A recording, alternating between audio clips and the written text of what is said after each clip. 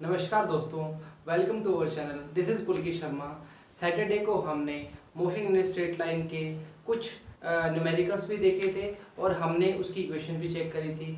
Equations में हमने क्या देखा था, हमने दो मेथड करे थे। एक तो कैलकुलस मेथड यूज़ किया था, एक ग्राफिकल मेथड यूज़ किया था। ग्राफिकल मेथड से हमने 3 इक्वेशन प्रूव की थी और हमने कैलकुलस मेथड से 4 इक्वेशन प्रूव की थी और चारों इक्वेशन आपको प्रूव करके दिखाई थी और उसमें कुछ न्यूमेरिकल भी हमने चेक किए थे कि कैसे वेलोसिटी जीरो होती है, इनिशियल वेलोसिटी कैसे जीरो लेते हैं, उसको रेस्ट पे हो तब जीरो होती है, डिस्टेंस क्या होती है, एक्सेलरेशन क्या होता है, टाइम की वैल्यू कैसे फाइंड करते हैं। तो आज हम क्या करेंगे, हम कुछ ऐसी बॉडीज चेक करेंगे, ऐसे पार्टिकल जिसको हम गिरते हैं, जी की वैल्यू हम कैसे नेगेटिव लेंगे, जी की वैल्यू हम कैसे पॉजिटिव लेंगे, हमारी हाइट किस बेस पे नेगेटिव ली जाती है, हमारी डिस्टेंस किस पे नेगेटिव ली जाती है, तो वो चीज़ हम आज चेक करेंगे। तो आज का हमारा जो टॉपिक होगा वो होगा मोशन अंडर ग्रेविटी। तो मोशन अंडर मतलब ग्रेविटी के अंदर मोशन होगा, वो कैसे होगा।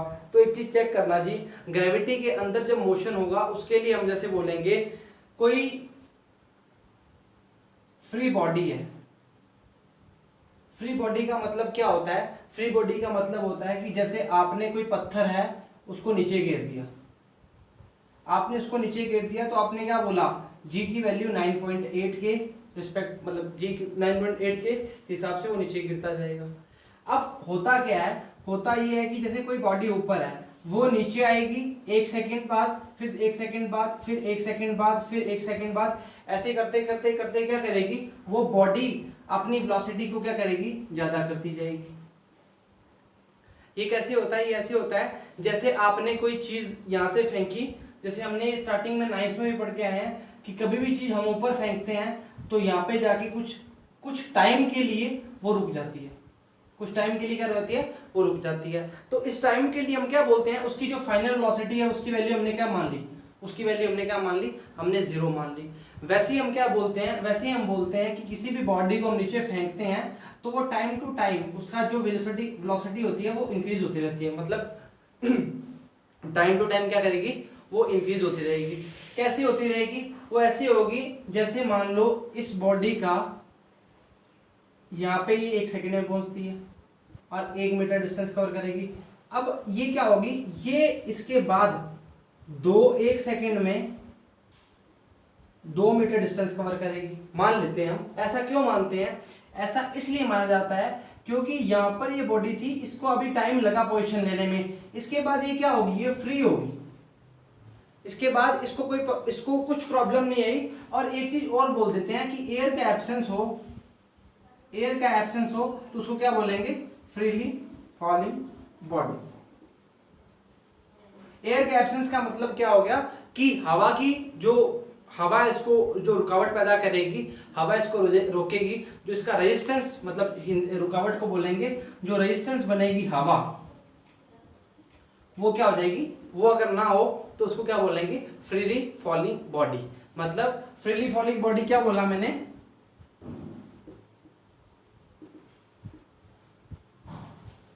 कौन सी होगी, एयर की एब्सेंस में जो बॉडी नीचे मूव करेगी ग्राउंड के लिए, उसको हम क्या बोलेंगे, फ्रीली फॉलिंग बॉडी। ठीक है। अब देखो, आपने एक चीज बहुत आराम से पढ़ी थी, आपने ये पढ़ा था, जैसे पढ़ा था आपने कि मैंने बोला कि कोई बॉडी है वो नीचे गिर रही है और नीचे क्या है, अर्थ है। तो अर्थ का काम क्या है, मतलब जो अपनी जमीन है, सरफेस है, सरफेस का वर्क क्या है, सरफेस के अंदर जो ग्रेविटेशन का वर्क क्या करता है, मतलब ग्रेविटी वर्क क्या करती है, किसी भी बॉडी को क्या करती है, नीचे खींचती है। ठीक है। तो मतलब इसका काम क्या है कि किसी बॉडी को नीचे खींचना, मतलब उसकी डायरेक्शन क्या है, ऊपर से नीचे की ओर। अब जैसे मैं इधर जा रहा हूं, इस साइड ए से बी पोजीशन पे जा रहा हूं, तो आप क्या करोगे, आप क्या बोलोगे कि सर आप ए से बी पे जा रहे हो, अगर कोई बंदा आपको पीछे खींचेगा तो आपके वो क्या कर रहा है, रिवर्स काम कर रहा है, वो आपके क्या कर रहा है, रिवर्स काम कर रहा है। ये बात बोल सकते हैं। वैसे बोल सकते हैं कि मैं जैसे मान लो एक पोजीशन से मूव कर रहा हूँ, इस इधर जा रहा हूँ, तो एक बंदा इस साइड से इधर जा रहा है, तो हम क्या बोलेंगे, मेरे ऑपोजिट गया वो, ऑपोजिट क्या है। तो वैसे ही बोलेंगे अगर कोई बॉडी नीचे गिर रही है जिसकी वैल्यू हम क्या मानते हैं 9.8। अगर हम कोई चीज ऊपर फेंकेंगे तो हम क्या बोलेंगे -9.8।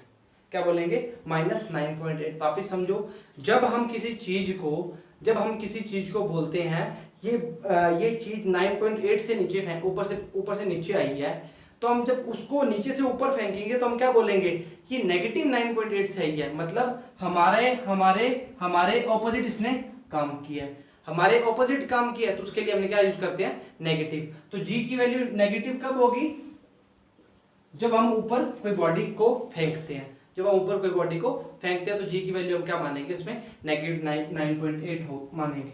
अब सेम चीज ऐसे होती है कि मान लो जैसे ये कोई बॉडी है, h हाइट की बॉडी है, h हाइट की बॉडी है, यहां से मैंने कोई बॉडी ऊपर फेंका या कोई स्टोन फेंका, कुछ बॉल फेंकी, कुछ फेंका, इंसान फेंका, कुछ भी मान लो आप कुछ फेंका ऊपर, तो उसको हमने क्या बोलेंगे, ये हाइट है, तो ये क्या है, इसके ऑपोजिट, हाइट तो इतनी है, इसके ऑपोजिट ऊपर जा रही है, तो इसके ऑपोजिट जो काम करेगी, मतलब वेलोसिटी अगर नीचे ऐसे मान रहे हैं, u इसकी वेलोसिटी अगर नीचे है और बॉडी यहां से ऊपर जा रही है, तो ये क्या होगा, इसके नेगेटिव होगा। वापिस समझो, ये बिल्डिंग है, इस बिल्डिंग पे एक बंदा है, इस बंदे ने इस बॉल को ऊपर फेंक दिया, बॉल को ऊपर फेंक दिया, बॉल नीचे आ रही है, बॉल नीचे आ रही है, तो हमने क्या बोला, ये इसकी वेलोसिटी जो कि ये क्या है, ये क्या इसकी वेलोसिटी है, हमने इसके ऑपोजिट वेलोसिटी फेंकी है, इसके ऑपोजिट कोई चीज फेंकी है, कुछ भी फेंका है, कोई बंदा ऊपर से नीचे कूदता है मान लो, जैसे मतलब कुछ ड्रिफ्ट मारता है, या किसी तैराक जो ऊपर से नीचे कूदता है, तो वो क्या है, पहले उसकी वेलोसिटी अगर ऐसे उछल के कूदता है तो सीधा कूदेगा, पर बॉल आएगी तो पहले बॉल कहां जाएगी,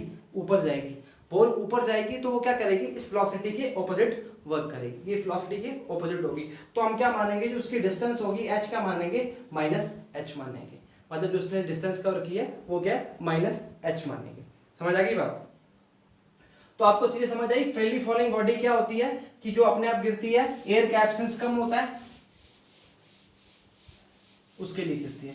नेगेटिव साइन के लिए समझ आया। नेगेटिव साइन के लिए हम अब नेगेटिव साइन की बात इसलिए करना चाह रहे हैं क्योंकि हमने जो मोशन के तीनों फॉर्मूले पढ़े हैं वो कैसे पढ़े हैं, v² = u² + 2as, s बराबर में ut + ½ at², v² ये लिख दिया, v बराबर में u + 80, चलो ऊपर नीचे लिख दिया, कोई चक्कर नहीं, ठीक है। ये हमने थर्ड बोला था, ये फर्स्ट सेकंड, जैसे मर्जी बोलो, कोई चक्कर नहीं है।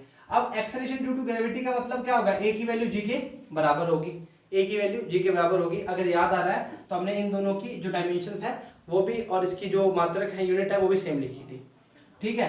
अब देखो क्या लिखेंगे, v² = u² - 2gs। 2gs क्यों लिखा, क्योंकि हम g की वैल्यू को क्या मान रहे हैं, -g मान रहे हैं, g की वैल्यू को क्या मान रहे हैं, -g मान रहे हैं। तो वैसे हम क्या करेंगे, v बराबर में u - gt, s बराबर में ut - ½ gt², ये तीनों चीजें हम क्या मानेंगे, g = -g में मानेंगे। क्यों मानेंगे, acceleration due to gravity, acceleration due to gravity के according. Accident due to gravity क्या है, कोई बॉडी फ्रीली फॉलिंग बॉडी जो नीचे आ रही है, तो वो क्या है, वो उसकी वैल्यू क्या है, अगर ऊपर से नीचे आ रही है तो जी की वैल्यू कैपिटल जी स्मॉल जी के बराबर हो जाएगी, अगर नीचे से ऊपर जा रही है तो जी की वैल्यू -g के बराबर माने जाएंगे। और ऐसी चीजें हम किसमें करते हैं, हाइट में लेते हैं, हमारी जो डिस्टेंसेज है उसमें चेक करते हैं कि बॉडी इनिशियल पोजीशन पे कैसे थी और वो उसकी जो पोजीशन है वो क्या होगी, नेगेटिव होगी या पॉजिटिव होगी। तो उससे पहले अगर ये आपको चीजें समझ आई हैं, अगर ये फॉर्मूला समझ आए हैं, तो इनको चेक करना कि जी की वैल्यू -g क्यों ली है, क्योंकि किसी बॉडी को अपवर्ड डायरेक्शन में फेंकेंगे, अपवर्ड डायरेक्शन में फेंकेंगे तो वैल्यू क्या लेंगे, नेगेटिव साइन यूज करेंगे। क्या यूज करेंगे, नेगेटिव साइन यूज करेंगे। तो ये क्या है, freely falling body.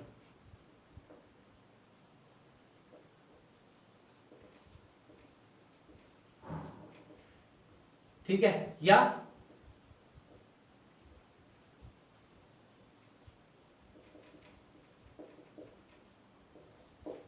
Motion under gravity, ये दोनों चीजें हम चेक करते हैं। अब इन पे अगर न्यूमेरिकल ना किया जाए तो काम बनेगा ही नहीं। काम क्यों नहीं बनेगा, न्यूमेरिकल के बिना समझ नहीं आएगा। तो 2-3 न्यूमेरिकल चेक करते हैं। अच्छा, एक फॉर्मूला हमने और लिखा था, वो आप लिख लो शायद, ताकि आपको इस पे एक आध न्यूमेरिकल इस पे भी हो जाएगा और मोशन अंडर ग्रेविटी पे भी हो जाएगा, ताकि आपको दोनों समझ आ जाए। तो चेक करते हैं जी।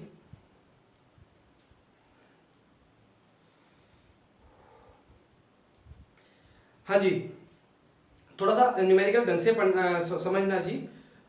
एक बॉल है थ्रोन वर्टिकली, पहले मैं क्वेश्चन पढ़ देता हूँ, उसके बाद हम चेक करेंगे इसमें क्या क्या गिवन है और क्या क्या गिवन नहीं है। ठीक है, a ball thrown vertically upward with a speed of 19.6 metre per second.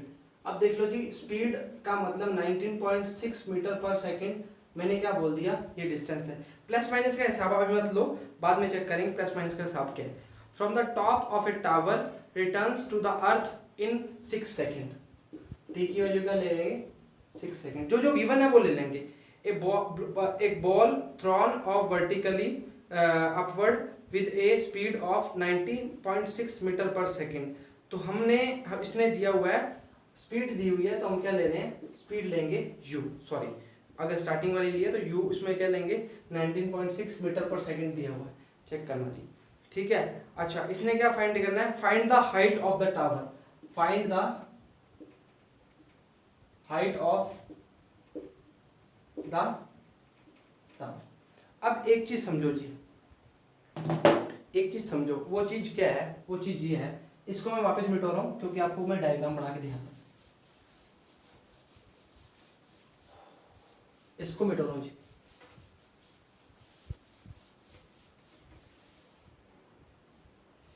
एक कोई इस टाइप की बिल्डिंग है, ठीक है, इस पे कुछ बंदे ने ऐसे बॉल फेंक दी,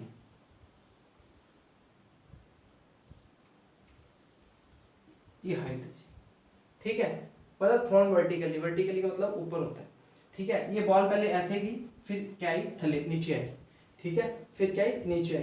तो ये क्या इसकी हमने मानी है, ये हाइट मानी है, ठीक है।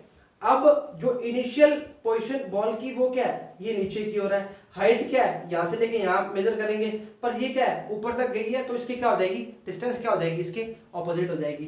तो एस को हम क्या ले लेंगे, माइनस एस, इसको बोलेंगे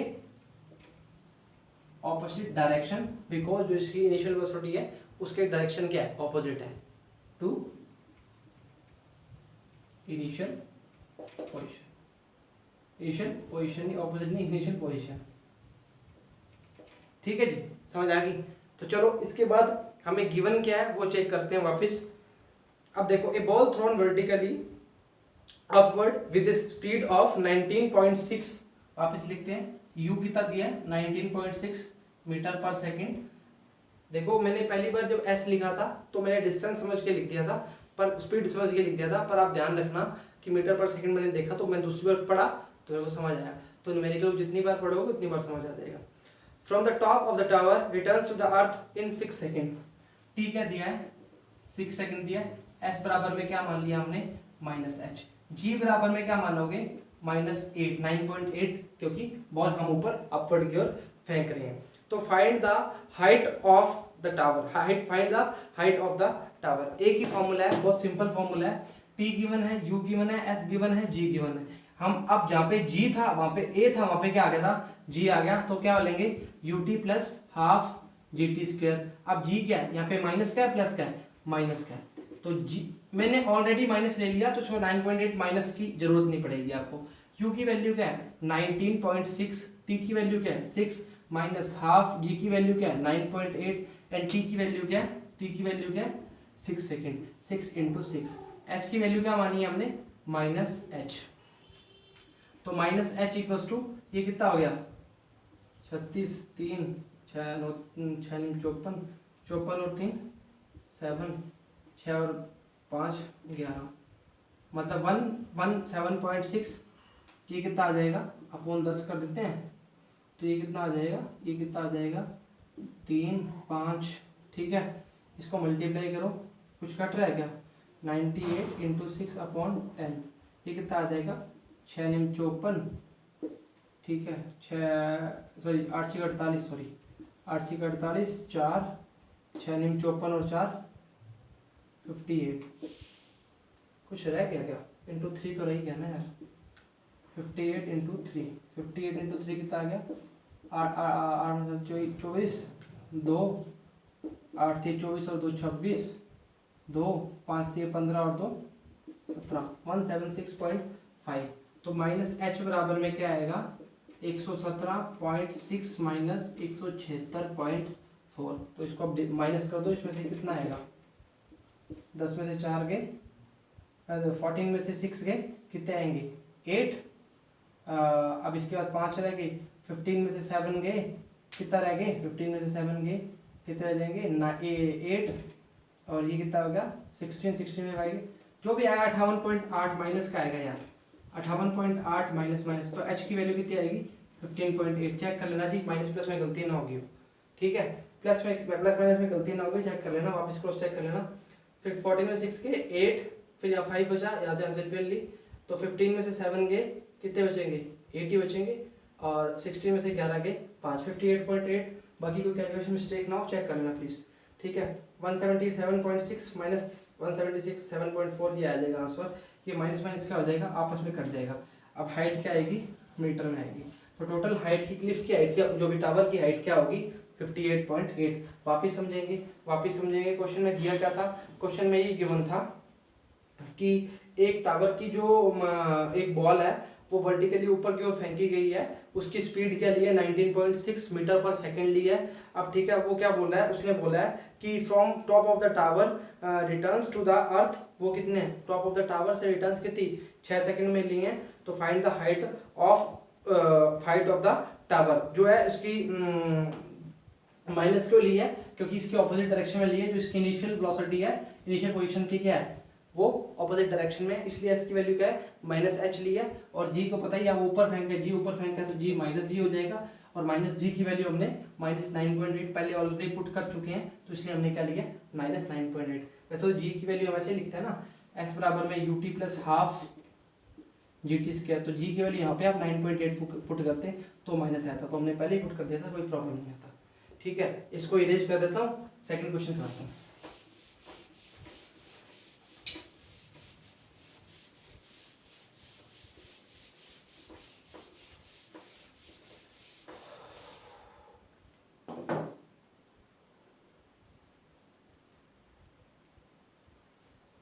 हाँ जी, सेकंड क्वेश्चन चेक करते हैं, बड़ा अच्छा क्वेश्चन देखते हैं कुछ मिले तो। हाँ जी, एक क्वेश्चन, हाँ अच्छा क्वेश्चन है जी। A stone falls from a cliff and travels 24.5 metre, मतलब 24.5 मीटर क्या कवर करता है इन द लास्ट सेकेंड।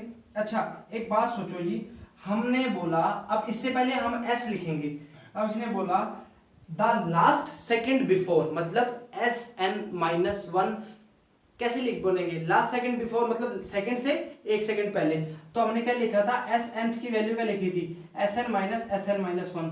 तो अगर हम ये मान लेते हो तो आप इसको क्या बोलोगे, SN की वैल्यू कितनी गिवन है हमारे को 24.5।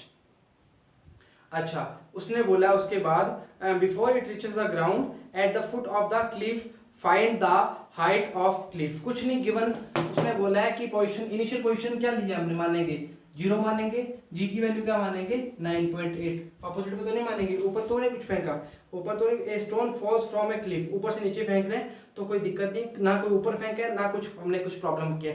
एक स्टोन लिया ऊपर से नीचे फेंक दिया, देखो a stone falls from a cliff and travels 24.5 metre in the last second before it reaches the ground at the foot of the cliff, find the height of the cliff. अब check करते हैं जी, ये हो गया, अब आपको समझ आएगा, फॉर्मूला आपको पता लग गया कौन सा लगाना है, चेक करते हैं जी।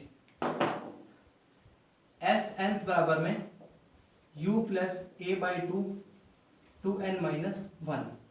अच्छा जी, SN की वैल्यू कितनी दी थी 24.5 24.5 दी थी, हाँ जी ठीक है, हाँ ठीक है। 0 A की जगह क्या आ जाएगा, G आ जाएगा, G की वैल्यू कितनी मानी है हमने, इसको G ले देता हूँ 9.8/2। 2n के बारे में कुछ पता नहीं, n क्या होता है सेकंड होता है। अच्छा जी, इसको मल्टीप्लाई करो जी, 24.5 into 2 equals to 9.8 2n-1, this is value of 9, हाँ पता नहीं अभी तो, ठीक है। अब लिखेंगे 24.5/2/9.8 इक्वल्स टू 2n-1, 1 पॉइंट से पॉइंट उठा। अच्छा 1 कितना हो गया जी ये 49, ये कितना हो गया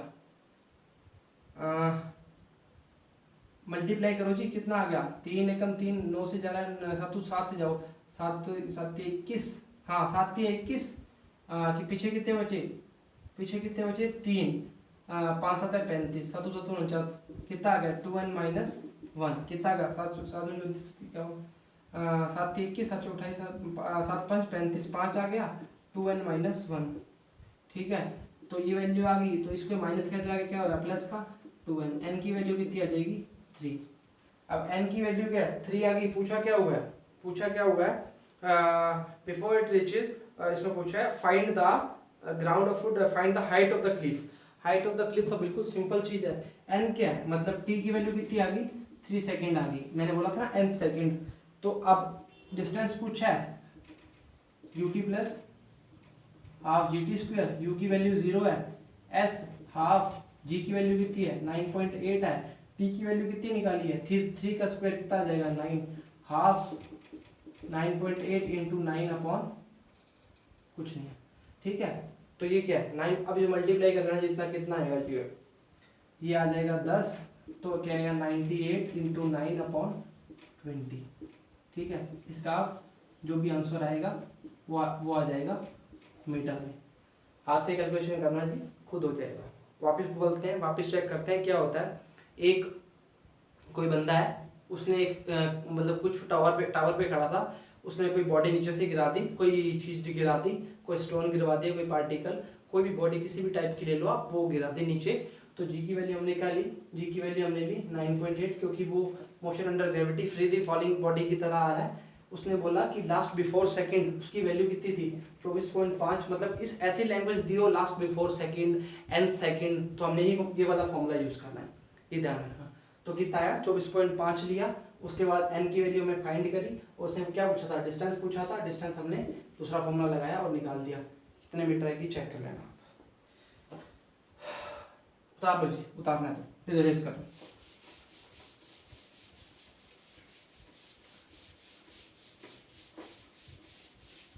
एक क्वेश्चन और चेक करते हैं,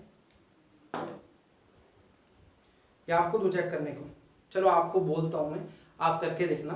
ए balloon of ascending at the rate of 9.8, मतलब at the height of 39.2 metre, मतलब हाइट की वैल्यू कितनी गिवन है, मतलब हमारे को डिस्टेंस कितनी दी हुई है 39.2। The ground when A food packet, बहुत अच्छा क्वेश्चन है, चेक करना वापस।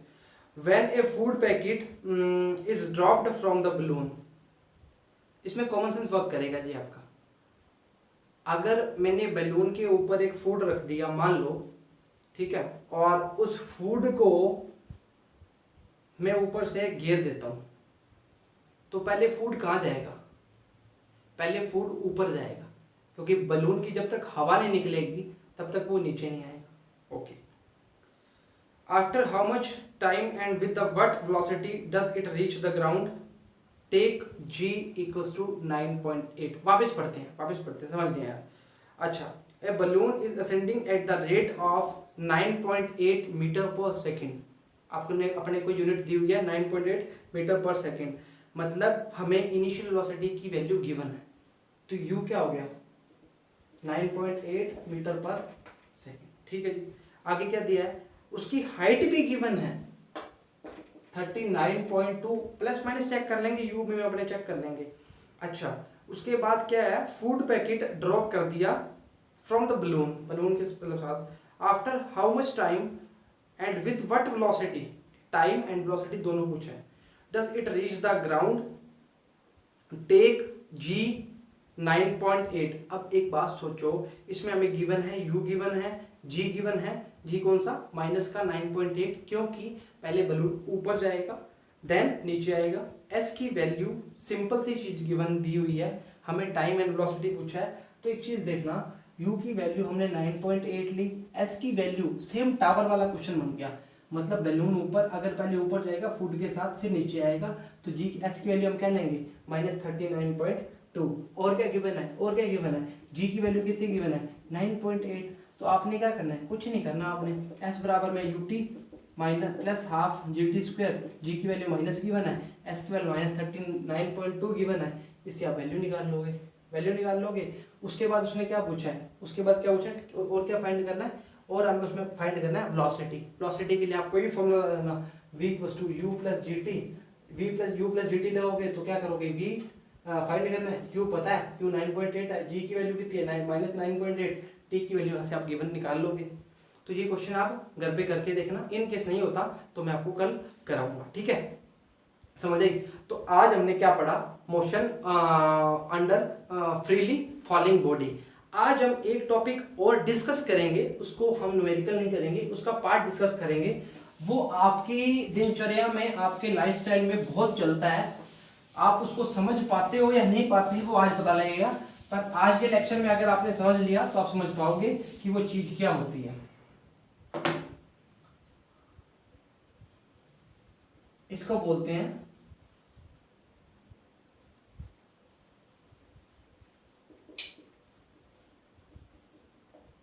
Relative velocity. क्या होता है रिलेटिव वेलोसिटी? सबसे पहला क्वेश्चन, क्या होता है रिलेटिव वेलोसिटी? तो किसी से रिलेट कर देंगे तो रिलेटिव वेलोसिटी हो जाएगा। जैसे मैंने बोला कि एक बॉडी है, बॉडी का मतलब समझ जाया करो जी, ये नहीं कि बॉडी किसी भी चीज, बॉडी अगर किसी पार्टिकल की बात कर रहा हूं तो उसको बॉडी बोल सकते हैं। ए बॉडी है, ए कार है और एक बी कार, ठीक है, ये भी इधर जा रहा है, ये भी इधर जा रहा है, एक सी बंदा खड़ा है, जा किस पे दें, ग्राउंड पे, ऑब्वियसली ग्राउंड पे, आसमान में तो जाएंगे नहीं, ग्राउंड पे जा रहे हैं। अच्छा, मैंने बोला कि ए बंदा का स्पीड है जो 30 किलोमीटर पर आवर है और इसकी 10 किलोमीटर पर आवर। अब आप सोचो कि एक घंटे में 30 किलोमीटर अपनी दूरी तय करता है और ये एक घंटे में 10 किलोमीटर दूरी तय करता है, तो दोनों के बीच में आफ्टर 1 आवर इसने कितनी दूरी क्या की, 30 किलोमीटर, और बी कहां गया, यहां पे आ गया। अब ए को क्या लगेगा कि ये मेरे पीछे आ रहा है और बी को क्या लगेगा कि मैं ए के पीछे जा रहा हूं, मतलब आपस में क्या कर रहे हैं, एक दूसरे क्या कर रहे हैं, रिलेटेड है। रिलेटेड समझो कैसे रिलेटेड है, मैंने बोला कि इसकी स्पीड कितनी है 30 किलोमीटर पर आवर, इसकी स्पीड कितनी है 10 किलोमीटर पर आवर, दोनों की स्पीड में डिफरेंस कितना है 20 किलोमीटर पर आवर। तो ये इसमें क्या कर रहा है, 20 किलोमीटर पर आवर क्या कर रहा है, रिलेट कर रहा है, कि कितना रिलेट कर रहा है, वो 20 किलोमीटर में डिस्टेंस का रिलेट कर रहा है। आप समझे नहीं अभी, समझो वापिस। मैंने बोला ए बंदे को लगेगा कि बी बंदा मेरे पीछे आ रहा है और बी को लगेगा ए मेरे आगे जा रहा है, मतलब इसकी स्पीड इतनी यूनिफॉर्म स्पीड से चल रहा है और ये भी यूनिफॉर्म स्पीड से चल रहा है, पर दोनों को क्या लगेगा, हम एक दूसरे के आगे पीछे जा रहे हैं। वापिस समझो, ऐसे आपको समझ नहीं आएगा तो एक चीज समझो, हम किसी भी सरफेस को हमेशा उसकी पोजीशन, उसकी सरफेस, उसके आसपास के सराउंडिंग के साथ कंपेयर करते हैं। जैसे हमने जैसे हमने बोला था कि पृथ्वी जो है हमारी अर्थ है वो चलती रहती है, तो अर्थ चलती रहती है तो मतलब हम भी चलते रहते हैं, हम चलते रहेंगे तो रेस्ट पे कुछ भी नहीं है, नहीं ऐसा नहीं था।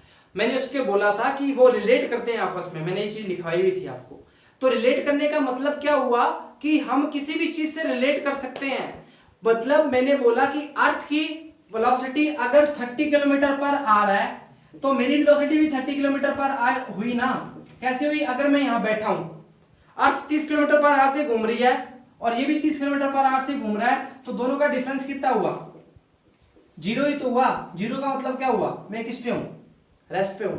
समझो वापिस, मेरी वेलोसिटी 30 किलोमीटर पर आ रहा है क्योंकि अर्थ की वेलोसिटी 30 किलोमीटर पर आ रहा है और दोनों का डिफरेंस क्या आ रहा है, 0 आ रहा है, तो मतलब मैं रेस्ट पे बैठा हूं और मैं बैठा हूं।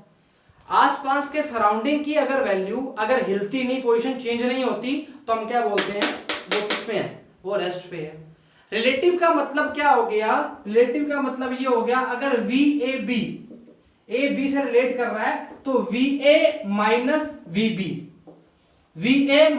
बी दोनों का डिफरेंस क्या आएगा, उसकी रिलेटिव वेलोसिटी आएगी with respect to ground. With respect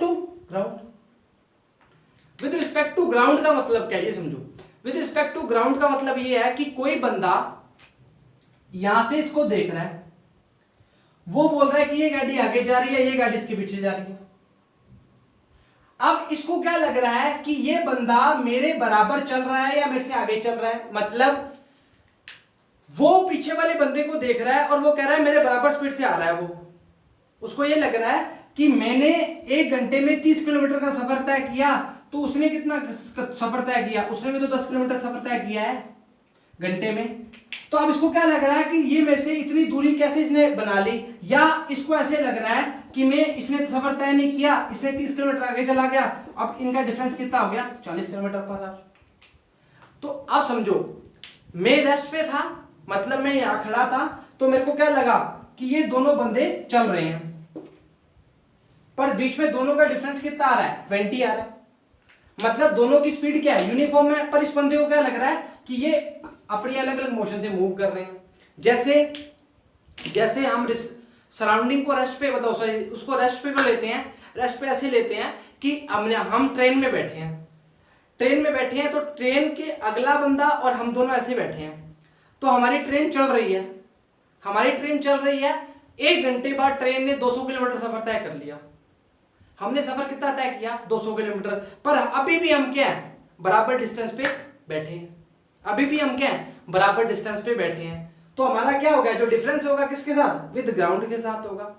difference किसके साथ होगा, ग्राउंड के साथ होगा। ए और बी तो के बंदे हैं, with respect to ground VAG minus VBG, this is the relative velocity of VAB। समझ आई बात। अब हम क्या होता है कि हर में जैसे मान लो VBG ले लोगे तो आप क्या करोगे, VB माइनस VG,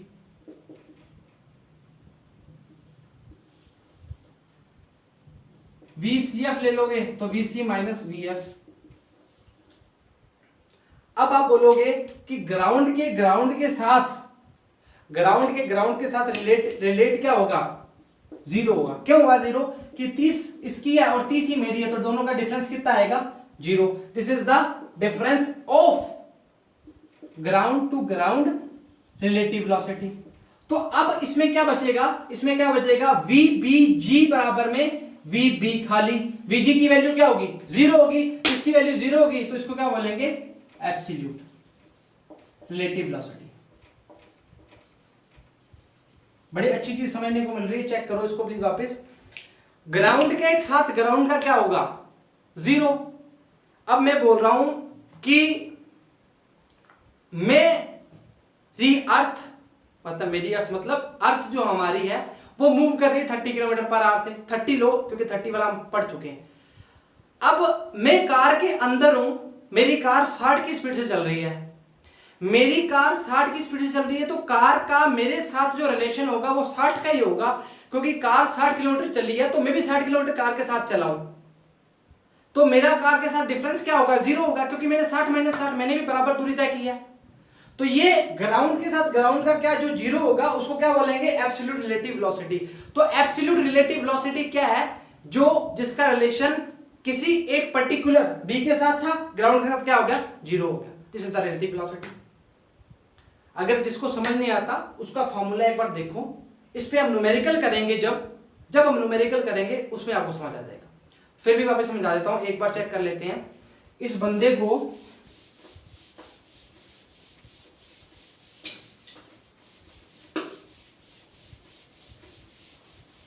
ये बंदा है और एक ये बंदा है, आप समझो ये बंदा शू इस जैसा रहा है, ऐसे आ गया। अब क्या करेंगे, ये कहेंगे कि यार मैं तो तेज चल रहा हूं, ये धीरे चल रहा है, पर हमारे बीच में जो डिफरेंस क्या है वो बराबर रहेगा, क्योंकि हम यूनिफॉर्म स्पीड से मूव कर रहे हैं। तो ये आपस में क्या कर रहे हैं, एक दूसरे को रिलेटिव वेलोसिटी से आगे चला रहे हैं। तो हमने रिलेटिव वेलोसिटी के लिए जो फॉर्मूला पढ़ा है VAB, तो वो क्या होगा, VA माइनस VB, दोनों का जो डिफरेंस होगा वो क्या होगा, रिलेटिव वेलोसिटी के अंडर में। तो रिलेटिव वेलोसिटी क्या होती है ये आपको समझ आया। आपको मोशन फ्रीली फॉलिंग के अंदर समझ आया। आपको जो भी टॉपिक कराया जा रहा है उसके 2-4 न्यूमेरिकल करवाए जा रहे हैं ताकि आपको कोई प्रॉब्लम ना आए। और एंड ऑफ द चैप्टर हम जब करेंगे तब इसके हम खूब न्यूमेरिकल लेके आऊँगा जेई और नीट के, और हमारे जो बुक्स के हैं वो समेत न्यूमेरिकल करेंगे। उसका सेशन थोड़ा लंबा हो सकता है पर आपको न्यूमेरिकल एक एक चीज़ बताई जाएगी, उसी टॉपिक में वापस बताया जाएगा क्या क्या चीज़ें होती हैं। तो आज का फ्रीली फॉलिंग वाला और रिलेटिव वेलोसिटी वाला होपफुली आपको समझ आया होगा। जिसको कोई प्रॉब्लम आती है फिर भी हमें कांटेक्ट करें, हमें इंस्टाग्राम पे या टेलीग्राम पे जहाँ भी आपका मन हो वहाँ पे हमें मैसेज छोड़ें, ड्रॉप करें अपना मैसेज, और हमें जो भी सॉल्यूशन चाहिए वो हम आपको दे देंगे। तो लेक्चर को ज़्यादा से ज़्यादा बार देखें, जितनी बार समझ नहीं आता देखें। फ्री टाइम में लेक्चर चला लिया करें, फ़ोन में होता है फ्री आपके पास नेट होता है तो आप चला लिया करें। अपने फ्रेंड्स को जिसको नीड है उनको भेजो, उनको बताओ कि 11th का चल रहा है कोर्स तो आप इसको कवर करो, और रेगुलर चल रहा है इसलिए कवर करो, और न्यूमेरिकल भी साथ साथ हो रहे हैं तो कवर करो। अभी आप तैयारी कर लोगे तो आगे आपको प्रॉब्लम नहीं आएगी। ये बात आपको अभी थोड़ी सी कड़वी लगती है क्योंकि आगे प्रॉब्लम, आगे 11th तो हम कर ही लेंगे, पर 11th का अगर आपका बेस बना होगा तो +2 में आपको 10% प्रॉब्लम नहीं आएगी। ये मैं आपको लिख के देता हूँ क्योंकि मेरा एक्सपीरियंस है। 11th अच्छी से की होगी तो +2 बहुत अच्छे से होती है, जैसे 9th अच्छे से की हो तो 10th होती है।